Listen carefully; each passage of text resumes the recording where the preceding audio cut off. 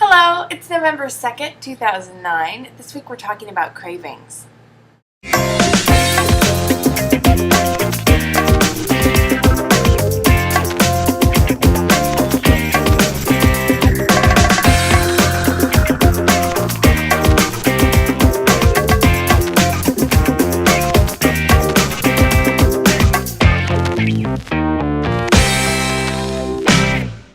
So this week the topic is cravings. How do you deal with them under stress, at nighttime?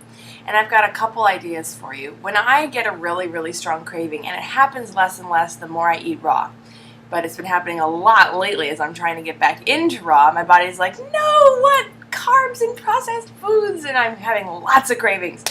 And I do one of two things.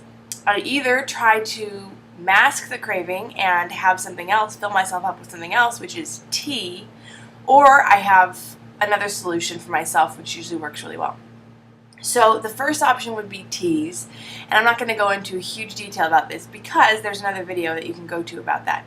But I have tea, and there are so many kinds of teas. There's very sweet teas, spicy teas, sort of hearty teas. There's sort of bitter teas with the caffeine or non-caffeinated.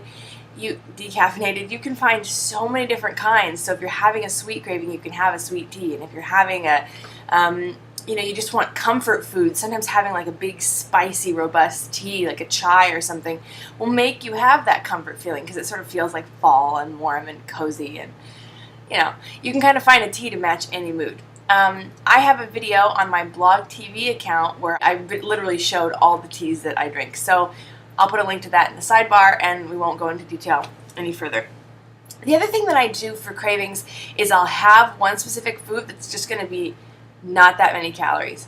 So let's say I'm craving something sweet. My solution is always to go to chocolate. Now I know some people are not chocolate fans, so you'll have to find something that works for you, but a lot of us are chocolate fans. And what really works for me is chocolate chips. One scoop of chocolate chips is like 80 calories. 90 calories. I mean, it depends on the chocolate chips that you're getting, but you're going to get a whole bunch of them. And what's really beneficial about chocolate chips is that there's lots of pieces. So unless you're shoveling them into your mouth, they're actually going to take a while to eat. So what I normally did was I put a plate kind of at the corner of my table, not like right in front of me where I could just be eating it, but like kind of further away. I have my tea right in front of me where I could just be sipping that constantly.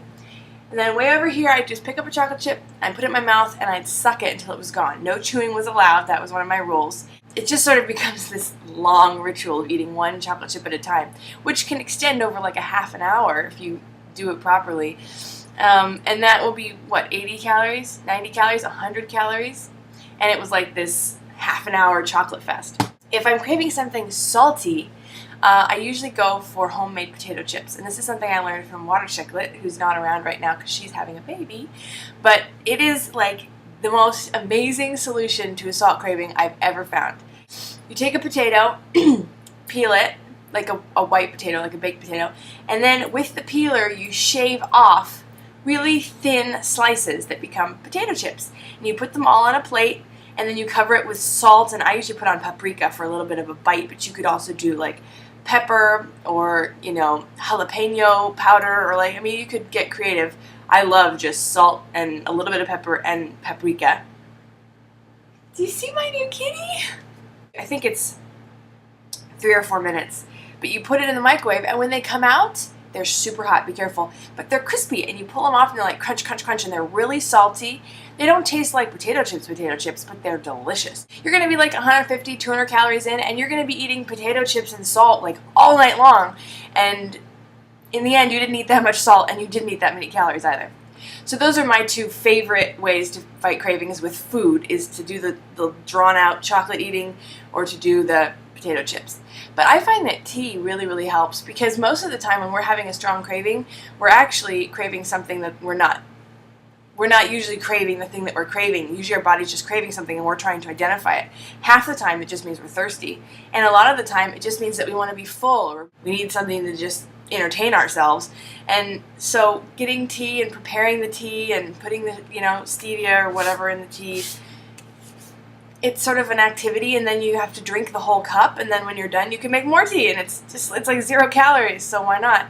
And It really does work for me, and it will beat a lot of the cravings because so many times the cravings are not an actual need for a certain food. So I hope that helped you.